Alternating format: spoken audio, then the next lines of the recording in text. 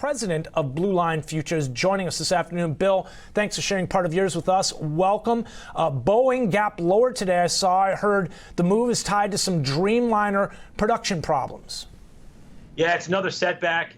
I mean, can we say we're all that surprised? I mean, it's definitely a stock that has been on my radar. I don't own it, and I've been watching it very closely. The days that it's up, I'm thinking maybe it's done. Maybe it's kind of done working through these gyrations on a technical basis, and maybe the company has a path forward. So this is just another setback. And I mean, technically, we are now pushing through a little bit of a trend line that goes back to that November gap higher.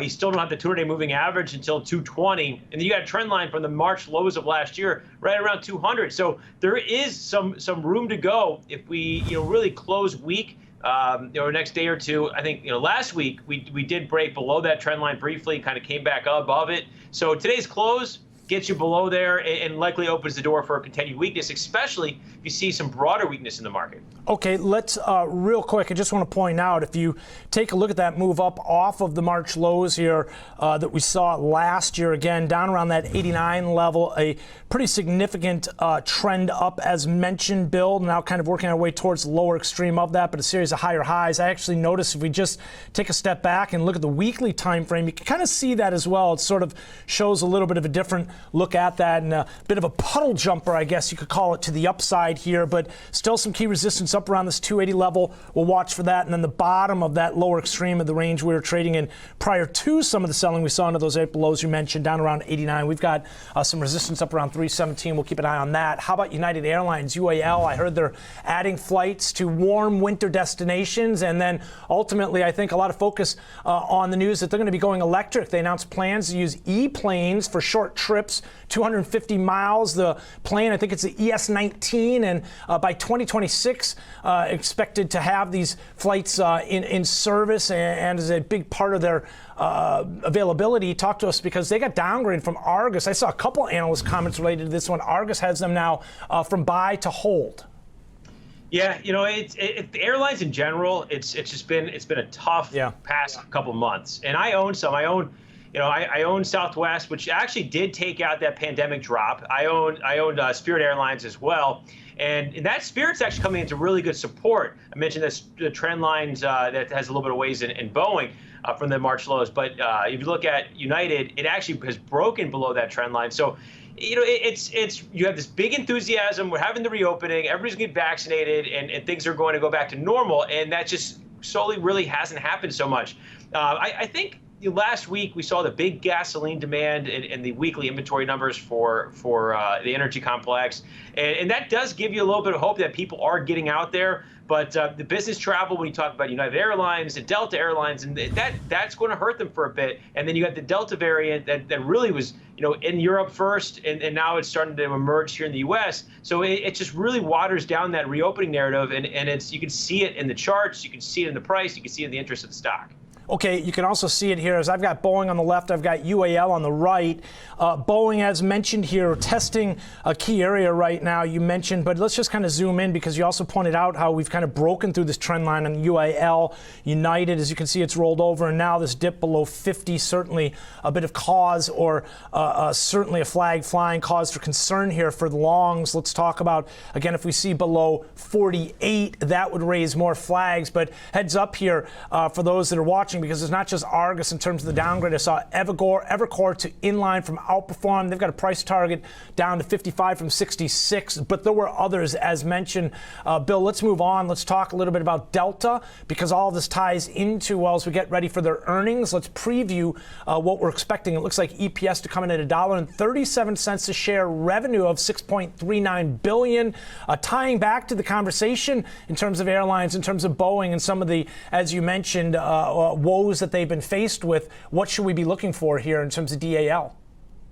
Yeah, I think when they say the earnings per share is a loss of $1.50, and oh, I'm sorry, I said $1.37. It was a loss, right? Correct me. I appreciate that. Yeah, I think that overall it's just very, very unenthusiastic. The response we've seen over the last couple months. So the same story here, Delta, and as well as United, and I don't own them. I like the Spirit. I like Southwest. You're getting that more public travel rather than the business travel. And the business travel, I think, is going to struggle here for a bit. It hasn't come back in the way that people think. Now, I think on the other side of the coin, if we do go through what is, a sort of not a lockdown, but sort of a just more quieter period because the Delta variant emerges and businesses or companies are slower to bring people back, and you get this sort of pseudo lockdown, which brings you to a pseudo reopening number 2 for global travel, business travel, and being back in the office, and that's why one of the reasons why I like this space, and I think Spirit and Southwest would lead out of that, and then overall I think that's where you can see the back half of a narrative like that. United and Delta and American kind of lead. Bill, last question. We'll let you get on with your afternoon, your day. Do we need to see that corporate side of things recover? We hear about how that helps, for the most part, the bottom line across the board. Some of these names more so than others, but we've seen kind of a change of the new norm here, and it could at the very least be a little while before we see some of those numbers return back to normal. Ultimately, this could be one of those areas of the economy that we have heard people talk about that may never return back to some of the levels that we'd seen pre-pandemic.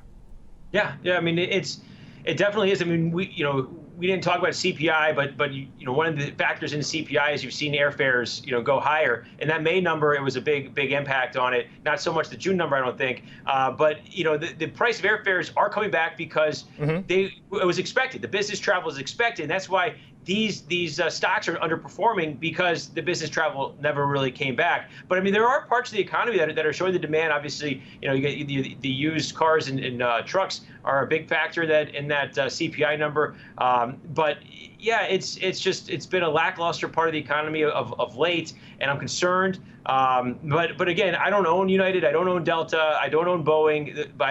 Where I do own, I own Southwest, I own Spirit, I own Expedia, because I do think people are traveling in privately, or the public is traveling, not private travel, but the public is traveling. It's just that business travel hasn't come back yet. So that's where, again, maybe it's something that we look into next spring, and these stocks are performing much better, because you get like a pseudo reopening number 2. Yeah, I like that too, in terms of some of the domestic travel, which is rebounded relative to the international as well. So again, ultimately benefiting or weighing on some of the names less than others. Bill, thanks for giving us part of your day. Bill Baruch, the president of Blue Line Futures.